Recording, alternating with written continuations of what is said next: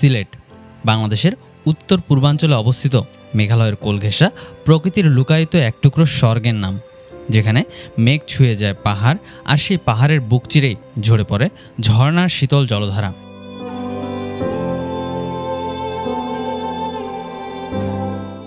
শুধু চোখ নয়, বরং মনকেও মোহিত করে তোলে এমন কিছু নৈসর্গিক সৌন্দর্য লুকিয়ে আছে এই সিলেটেই।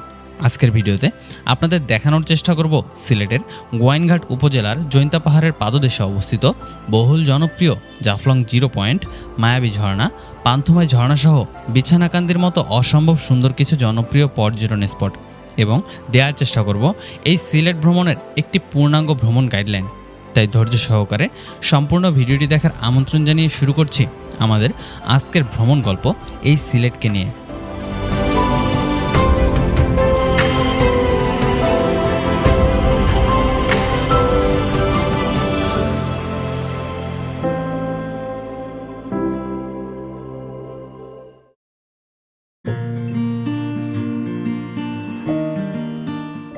সিলেটের জনপ্রিয় পর্যটন স্পটগুলো ঘুরে দেখার জন্য আমাদের সর্বপ্রথম গন্তব্য হচ্ছে সিলেট শহর।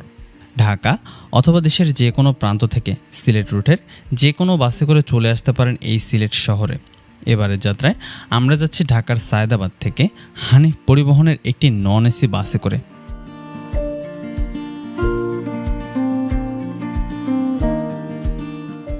ঢাকা থেকে সিলেট শহর পর্যন্ত নন এসি বাসের ভাড়া পড়েছিল জনপ্রতি 700 টাকা করে। আপনারা যদি চান এসি বাসেও যেতে পারেন, সেক্ষেত্রে ভাড়া পড়বে 1300 থেকে 1500 টাকা পর্যন্ত।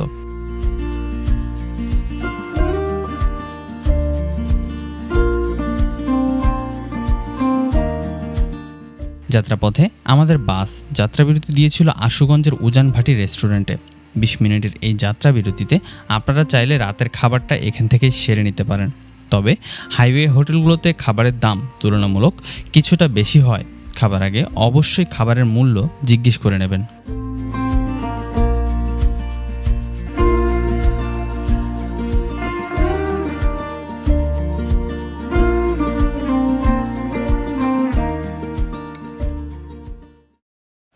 হ্যালো এভরিওয়ান, আসসালামু আলাইকুম।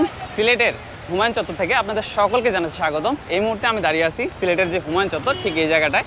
ঢাকা থেকে আসলে সকল বাস মূলত আপনাদেরকে এই জায়গাটায় নামাই দিবে। সিলেটের বিভিন্ন পর্যটন স্পট ঘুরে দেখার জন্য মূলত আপনারা এখানে অসংখ্য সিএনজি বাইক এবং বিভিন্ন পরিবহন ব্যবস্থা পেয়ে যাবেন।